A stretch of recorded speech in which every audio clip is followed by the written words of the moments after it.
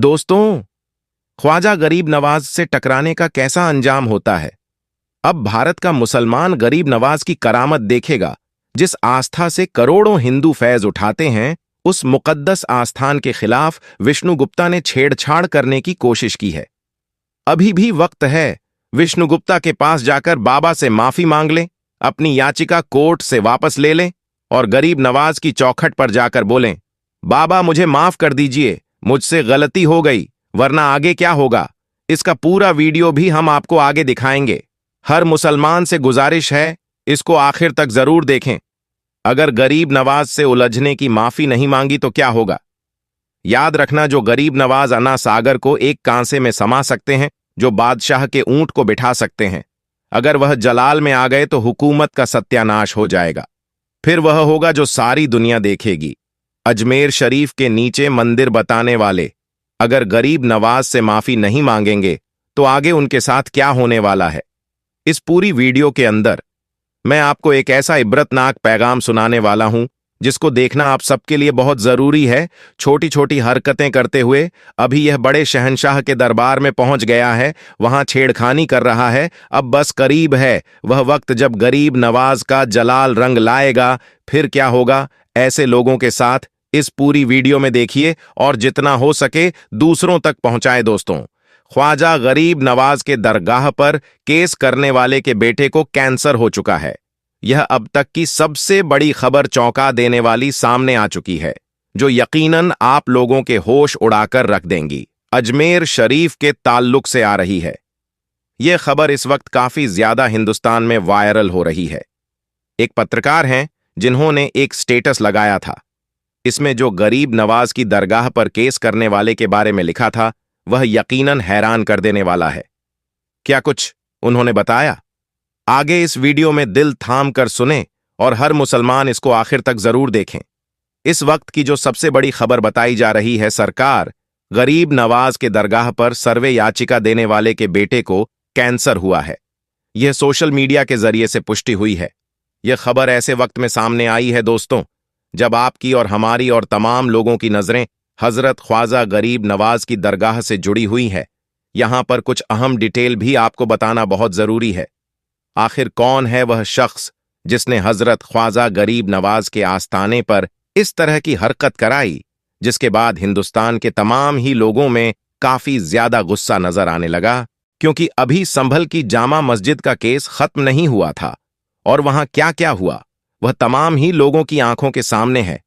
और फिर अगले ही रोज ख्वाजा गरीब नवाज के आस्थाने पर पहुंच गए और दावा किया कि जहां अजमेर शरीफ की दरगाह है वहां पहले कभी शिव मंदिर हुआ करता था।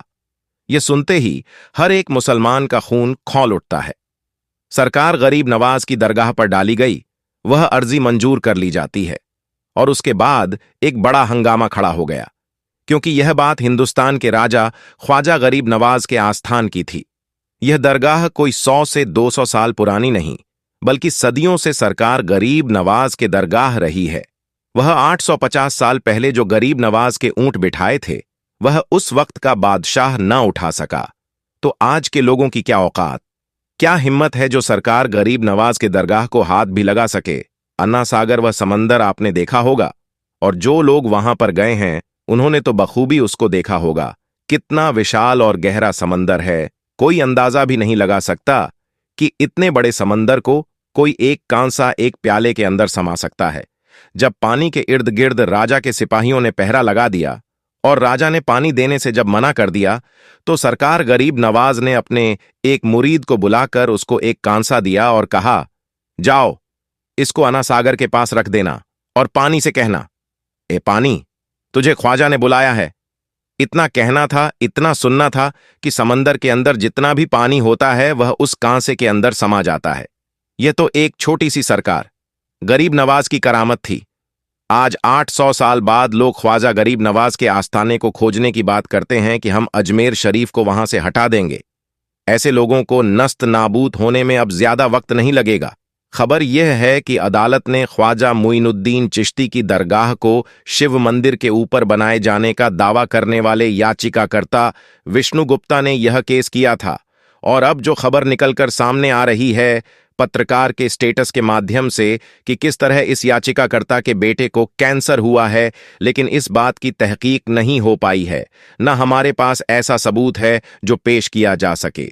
यह खबर थी जो इस वक्त सोशल मीडिया पर गर्दिश कर रही है और लाखों में लोग पता लग जाएगा और वह मंजर पूरी दुनिया देखेगी, क्योंकि इस बार इनका पंगा हिंदुस्तान के राजा ख्वाजा गरीब नवाज से है। जो इनसे टकराएगा वह चूर चूर हो जाएगा। दोस्तों, यह है भारत का एक मशहूर और पुराना शहर अजमेर, जिसे लोग अजमेर शरीफ के नाम से ज्यादा जानते हैं। इसकी वजह यह है कि यहां भारत के सबसे बड़े सूफी बुजुर्ग, सबसे बड़े सूफी संत हजरत ख्वाजा मुइनुद्दीन चिश्ती अजमेरी रहमतुल्लाह अलैहि की दरगाह है। यह दरगाह 500 या 400 साल पुरानी नहीं है, बल्कि लगभग 800 से 65 साल पुरानी है। यह खास दरगाह न सिर्फ मुसलमानों के लिए, बल्कि हिंदू और दूसरे धर्मों के लोगों के लिए भी बहुत ही एहतराम के काबिल है। अगर आप अजमेर जाएं और इस दरगाह पर पहुंचे तो देखेंगे कि यहां जितने मुसलमान आते हैं, उतनी ही बड़ी तादाद में, उतनी ही बड़ी संख्या में हिंदू और दूसरे धर्मों के लोग भी आते रहते हैं। अजमेर में इस दरगाह की अहमियत का अंदाजा आप इस बात से लगा सकते हैं कि इतिहास में बड़े बड़े राजा, महाराजा, बादशाह और सुल्तान यहां आते रहे हैं। लेकिन आज के जमाने में, आज के दौर में भी इस दरगाह की मान्यता उतनी ही ज्यादा है। भारत में चाहे सरकार कांग्रेस की हो या बीजेपी की, देश के बड़े बड़े मंत्री यहां पर अपनी चादर जरूर भेजते हैं। इसी साल 2024 के जनवरी महीने में भारत के प्रधानमंत्री नरेंद्र मोदी ने भी यहां पर चढ़ावे के लिए चादर पेश की थी। अब अगर हम कुछ दिलचस्प और ऐतिहासिक हकीकत की बात करें तो भारत के एक ताकतवर और मशहूर मुगल बादशाह अकबर सम्राट से जुड़ी एक खास कहानी सामने आती है। किताबों में लिखा है कि जलालुद्दीन मोहम्मद अकबर जो भारत पर राज करते थे, उनके पास सब कुछ था, लेकिन एक चीज की कमी का उन्हें बहुत अफसोस रहता था, और वह था औलाद का ना होना। उनके 2 बेटे हसन और हुसैन पैदा तो हुए थे, लेकिन उनकी मौत 1 ही महीने के भीतर हो गई थी। अबुल फजल की मशहूर किताब आईने अकबरी में लिखा है कि एक बार अकबर को यह खबर मिली कि अजमेर में एक बड़े सूफी बुजुर्ग ख्वाजा मोइनुद्दीन चिश्ती रहमतुल्लाह अलैहि की दरगाह है। वहां जो भी मन्नत मांगी जाती है वह पूरी हो जाती है। यह सुनकर अकबर ने भी मन्नत मांगी कि अगर उसे बेटा पैदा हुआ तो वह पैदल चलकर दरगाह पर हाजिरी देने आएगा। बेटे की ख्वाहिश ने उस वक्त के एक मशहूर सूफी बुजुर्ग शेख सलीम चिश्ती से मिलने का हौसला जगा दिया। शेख सलीम चिश्ती जो आगरा में रहते थे, चिश्ती सिलसिले से ताल्लुक रखते थे। अकबर पहली मुलाकात में ही उनसे इतना प्रभावित हुआ कि वह बार बार उनसे मिलने जाने लग गया।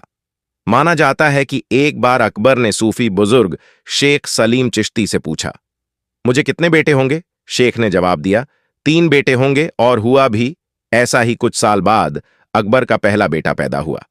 शेख सलीम चिश्ती की निस्बत की वजह से अकबर ने अपने इस बेटे का नाम सलीम रखा।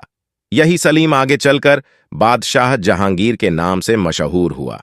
प्यारे दोस्तों, पार्वती शर्मा ने अपनी किताब N intimate portrait of a great Mughal Jahangir में एक दिलचस्प लेख लिखा है। उन्होंने बताया कि एक बार अकबर ने शेख सलीम चिश्ती से पूछा, आप हमारे साथ इस दुनिया में और कितने वक्त तक जिंदा रहेंगे? इस पर शेख ने कहा, जब तक शहजादा सलीम अपना पहला सबक याद करके उसे दोहरा ना दे। यह सुनते ही अकबर ने सलीम की पढ़ाई लिखाई बिल्कुल बंद करवा दी और इस बात पर नजर रखने लगा। लेकिन अचानक एक दिन सलीम ने कुछ सुना और उसे वैसे ही दोहरा दिया। इसके बाद शेख सलीम चिश्ती की तबीयत खराब होनी शुरू हो गई और कुछ दिनों में उन्होंने इस दुनिया को अलविदा कह दिया। शेख सलीम की वफात के बाद भी अकबर ने अजमेर शरीफ जाना बंद नहीं किया, बल्कि वह लगातार वहां जाता रहा और दरगाह के लिए खूब सारा डोनेशन वगैरह भी देता रहा। अब अगर हम ख्वाजा गरीब नवाज रहमतुल्लाह अलैहि की जिंदगी पर नजर डालें, जिनकी दरगाह अजमेर शरीफ में है, तो इतिहास बताता है कि उनकी पैदाइश 1141 ईस्वी के करीब ईरान के सीजस्तान शहर में हुई थी। बहुत कम उम्र में उनके वालिदैन यानी मां बाप का विसाल हो गया। इसके बाद ख्वाजा मोइनुद्दीन चिश्ती सूफी यानी सूफी जिंदगी से बहुत प्रभावित हो गए। बाद में उन्होंने बुखारा का सफर किया, जो उस वक्त दुनिया का एक बड़ा व्यापारिक केंद्र था। आज के वक्त में यह शहर उज्बेकिस्तान में है। यहां पर उनकी मुलाकात चिश्ती सिलसिले के सूफी बुजुर्ग हजरत ख्वाजा उस्मान हारूनी से हुई। यह ख्वाजा मोइनुद्दीन चिश्ती के सबसे बड़े उस्ताद यानी टीचर बने। दोनों ने साथ में मक्का और मदीना का सफर भी किया। ऐसे ही सफर के दौरान ख्वाजा मोइनुद्दीन चिश्ती को एक ख्वाब में पैगंबर हजरत मोहम्मद सल्लल्लाहु अलैहि वसल्लम का दीदार हुआ और उनकी तरफ से ही इनको हिंदुस्तान के दिल्ली जाने का हुक्म दिया गया। यहीं से उनका हिंदुस्तान का सफर शुरू हुआ। माना जाता है कि 12वीं सदी के आखिर में यह दिल्ली पहुंचे और फिर अजमेर गए। अजमेर में जाकर उन्हें वो नाम मिला जिससे आज तक वह सबसे ज्यादा मशहूर है, गरीब नवाज। इसका मतलब है गरीबों पर कृपा करने वाले। इतिहास की किताबों से साफ पता चलता है कि हजरत ख्वाजा मोइनुद्दीन चिश्ती रहमतुल्लाह अलैहि का ऐसा असर था कि जो भी उनसे एक बार मिल लेता वह उनका दीवाना हो जाता। धीरे धीरे उनका प्रभाव इतना बढ़ गया कि दूर दूर से लोग सिर्फ उनकी बातें सुनने के लिए सफर करके आने लगे। उस दौर में जब टेक्नोलॉजी का कोई नामो निशान तक नहीं था, उनका नाम भारत के बड़े बड़े शहरों में मशहूर हो गया था। 1236 के आसपास जब ख्वाजा गरीब नवाज इस दुनिया से रुखसत हुए तो अजमेर में ही उनकी मुबारक कब्र बनाई गई। बाद में यही मुबारक कब्र धीरे धीरे दरगाह का रूप लेती गई, जिसे हम आज देखते हैं। हिस्टोरिकल सोर्सेज बताते हैं कि शुरुआत में यह मकबरा एक मामूली सा स्ट्रक्चर था, मगर जैसे जैसे दौर गुजरा और अलग अलग हुकूमत आई और उनका इनसे लगाव होता रहा, वैसे वैसे उन्होंने अब यहां पर नया नया निर्माण करवाना शुरू कर दिया। मांडू के महमूद खिलजी ने यहां एक मस्जिद बनवाई। फिर मुगल बादशाहों का दौर आया, जिनका अजमेर शरीफ से गहरा रिश्ता था। शाहजहां के 2 बच्चे जहां आरा और दारा शिको की पैदाइश भी अजमेर में हुई थी। जहां आरा को ख्वाजा गरीब नवाज से इतनी मोहब्बत थी कि उन्होंने उनकी बायोग्राफी भी लिखी। पुराने दौर के तुगलक शासक शेर शाह सूरी और बाद में हैदराबाद के निजाम सभी का अजमेर शरीफ से गहरा रिश्ता रहा है। 1911 में जब इंग्लैंड के राजा जॉर्ज V की दिल्ली में ताजपोशी हुई तो उनकी रानी मैरी अजमेर शरीफ की दरगाह पर आईं। उन्होंने दरगाह की एक टंकी की मरम्मत के लिए 1500 दान दिए। आज भी उस टंकी को विक्टोरिया के नाम से जाना जाता है। अगर आप अजमेर की इस दरगाह पर जाएंगे तो वहां आप देखेंगे कि ख्वाजा मोइनुद्दीन चिश्ती अजमेरी रहमतुल्लाह अलैहि की कब्र के साथ साथ उनके परिवार के 8 और लोगों की कब्रें भी मौजूद हैं। यहां एक मस्जिद भी है जिसे अकबरी मस्जिद कहा जाता है। यह मस्जिद मुगल बादशाह शाहजहां ने बनवाई थी। इसके अलावा यहां जहांगीर और शाहजहां के बेटों की भी कब्रें हैं। अजमेर में 3 बड़े गेट हैं। नंबर 1 निजाम गेट, इसे हैदराबाद के निजाम मीर उस्मान अली ने बनवाया था। नंबर 2 जन्नती दरवाजा और नंबर 3 बुलंद दरवाजा। हर साल यहां रजब के महीने में उर्स मनाया जाता है। इस मौके पर लाखों लोग दरगाह पर आते हैं। उर्स के दौरान खाना बनाने के लिए 2 बड़ी डेग का इस्तेमाल किया जाता है। बड़ी डेग इसे बादशाह अकबर ने पेश किया था। इसमें एक बार में 2800 किलो चावल बन सकता है। छोटी डेग इसे बादशाह जहांगीर ने पेश किया था। इसमें लगभग 1100 किलो चावल बनाए जा सकते हैं। ये डेग न सिर्फ बहुत बड़ी है बल्कि बहुत पुरानी भी है और इस दौरान इन डेग में बनाए गए खाने को गरीबों में बांटा जाता है। प्यारे दोस्तों, आज की इस वीडियो में हम सरकार गरीब नवाज रहमतुल्लाह ताला अलैहि की एक ऐसी जिंदा करामत का वाकया बयान करेंगे जिस करामत को देखकर लोग हैरान हो गए। और वह करामत यह है कि सरकार गरीब नवाज रहमतुल्लाह ताला अलैहि जब भी वजू फरमाया करते तो आप उस वजू के बचे हुए पानी से चिराग जलाया करते। जी हां दोस्तों, क्या है इस करामत का पूरा वाकया? आज की वीडियो में हम पूरी मालूमात हासिल करेंगे। लेकिन नाजरीन, इस वीडियो को शुरू करने से पहले आप सभी से गुजारिश है कि इस वीडियो को एक लाइक करके कमेंट में अल्लाहू अकबर जरूर लिखें। तो दोस्तों, अजमेर शरीफ की सबसे पहली मस्जिद, जिसका जिक्र हमने इससे पहले वाली वीडियो में किया था, जिसको कुतुबुद्दीन ऐबक ने तामीर करवाया था, लेकिन इसके तामीर करवाने से पहले इस मस्जिद को सरकार गरीब नवाज रहमतुल्लाह अलैहि के जमाने में आपके मुरीद ने तामीर किया था। ख्वाजा गरीब नवाज रहमतुल्लाह ताला अलैहि के मुरीद ने इस मस्जिद को रात के वक्त बनानी शुरू की। चिरागों में तेल डालकर सारी रात मजदूरी करते और मस्जिद तामीर करते और इधर राजा पृथ्वीराज को किसी ने बताया कि गरीब नवाज के मुरीद रातों रात चिराग जलाकर मस्जिद तामीर कर रहे हैं।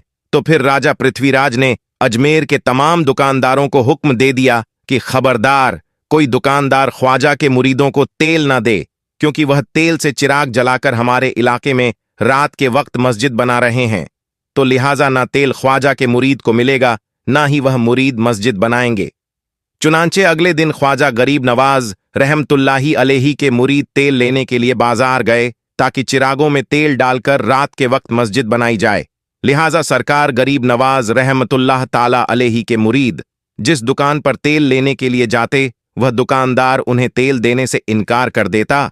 तो सरकार गरीब नवाज के मुरीदन कहते कि भाई क्या बात है, हम तेल पैसों से लेने आए हैं, ना कि मुफ्त में। तो दुकानदार कहते कि देखो मियां, बात यह है कि हमें तेल तो बेचना ही है और इसीलिए तो हम यहां बैठे हैं, लेकिन हम तुम्हें यह तेल इसलिए नहीं देते कि अजमेर के राजा पृथ्वीराज का हुक्म है कि आप लोगों को तेल न दिया जाए, ताकि आप लोग रातों रात मस्जिद तामीर ना करें। तो फिर सरकार गरीब नवाज रहमतुल्लाह अलैही के मुरीद को खाली बर्तन लेकर शाम के वक्त गरीब नवाज रहमतुल्लाही अलैही की बारगाह में पहुंचे। तो आप रहमतुल्लाह ताला अलैही ने देखा कि हर मुरीद के हाथ में बर्तन खाली नजर आ रहा है। आपने फरमाया कि मियां क्या बात है, आप लोगों ने बाजार से तेल नहीं खरीदा? तो तमाम मुरीद ने अर्ज किया, हुजूर, राजा पृथ्वीराज ने अजमेर के तमाम दुकानदारों को हुक्म दे दिया है कि वह ख्वाजा के किसी भी मुरीद को तेल ना दे, लिहाजा तमाम दुकानदारों ने हमें तेल देने से इनकार कर दिया है। सरकार गरीब नवाज रहमतुल्लाह ताला अलैही ने फरमाया कि मेरे मुरीदों, परेशान होने की जरूरत नहीं, इंशाअल्लाह तेल का बंदोबस्त भी हो जाएगा। जब रात का वक्त हुआ तो गरीब नवाज रहमतुल्लाह ताला अलैही ने अपने खास मुरीद से फरमाया, कुतुबुद्दीन, आपने अर्ज किया, जी हुजूर। ख्वाजा गरीब नवाज रहमतुल्लाह ताला अलैही ने फरमाया, बेटा पानी लाओ ताकि नमाज के लिए वजू करें।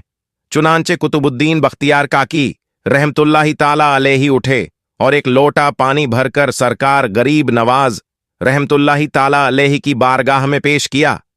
तो आप रहमतुल्लाही ताला अलैही ने उस पानी से वजू फरमाया और नीचे एक लोहे का तस्त रखकर वजू करने लगे, ताकि जो भी वजू का पानी गिरे जमीन पर न गिरे बल्कि उस तस्त में गिरे। चुनांचे वजू मुकम्मल हुआ तो गरीब नवाज रहमतुल्लाह अलैही ने फरमाया, तमाम चिराग मेरे पास ले आओ। तो मुरीद ने तमाम के तमाम खाली चिराग आप रहमतुल्लाह ताला अलैही की खिदमत में पेश किया। तो आप रहमतुल्लाह अलैही ने उन चिरागों में वह बचा हुआ पानी डाल दिया जिससे आपने वजह फरमाया था। मुरीद कहने लगे, हुजूर, ये क्या है? आप रहमतुल्लाह अलैही ने फरमाया, ए मेरे मुरीदो, यह है तो पानी, लेकिन यह आज तेल का काम करेगा, और आज वह तेल जो राजा पृथ्वीराज और उसके मुलाजिम और दुकानदारों के पास रखा हुआ है, वह तेल पानी बन जाएगा। चुनांचे वजू का पानी चिराग में डालकर आग लगाई गई तो तमाम चिरागों में आग भी लग गई और पहले से ज्यादा रोशनी हो गई। और जिस रात गरीब नवाज की वजू का पानी चिरागों में जल रहा था, तो उस रात राजा पृथ्वीराज और उन दुकानदारों की दुकान में असली तेल पानी बन चुका था, और सिवाय इस मस्जिद के पूरे अजमेर में अंधेरा ही अंधेरा छा गया था, और यहां मस्जिद में पानी तेल की तरह काम कर रहा था और चिराग जल रहे थे। तो फिर सरकार गरीब नवाज रहमतुल्लाह ताला अलैही के मुरीदों ने मस्जिद पूरी तामीर कर ली। सुबहान अल्लाह, और राजा को बता दिया कि अगर तूने तेल नहीं दिया तो क्या हुआ, हमारी तामीर और हमारे काम में कोई फर्क नहीं आएगा। सुबहान अल्लाह। तो दोस्तों, यह थी सरकार ख्वाजा गरीब नवाज रहमतुल्लाह ताला अलैही की जिंदा करामत, जिसको आज भी उस मस्जिद की शक्ल में देखा जा सकता है जो कि ख्वाजा गरीब नवाज रहमतुल्लाह ताला अलैही के जमाने में आपकी निगरानी में बनाई गई। और दोस्तों, कहा जाता है कि आप रहमतुल्लाह ताला अलैही ने इस मस्जिद में नमाज भी अदा की। सुबहान अल्लाह। दोस्तों, अल्लाह रब्बुल इज्जत की बारगाह में दुआ है कि मौला अपने हबीब मोहम्मद सल्लल्लाहु अलैहि वसल्लम और ख्वाजा गरीब नवाज के वसीले से हम सबको मुकम्मल इश्क रसूल अता फरमाए, हम सबके ईमान की हिफाजत फरमाए, हम सबको नेक अमल करने की तौफीक अता फरमाए। और अल्लाह के बारगाह में दुआ है कि मौला जितने भी लोग इस वीडियो को देख रहे हैं, अल्लाह ताला सबके तमाम दिली जायज तमन्नाओं, आरजू मुरादों को पूरा अता फरमाए, और जो लोग बीमार हैं उन्हें मुकम्मल शिफा ए कामिल अता फरमाए, और जो लोग परेशान हाल है उनकी परेशानियों को दूर अता फरमाए, और जो लोग कर्जदार हैं अल्लाह ताला उन्हें कर्ज से निजात फरमाए। और अल्लाह के बारगाह में दुआ है कि मौला जो लोग बे औलाद है उन्हें ख्वाजा गरीब नवाज के वसीले औलाद अता फरमाए। दोस्तों, इस वीडियो के नीचे कमेंट बॉक्स में एक बार आमीन जरूर लिखें।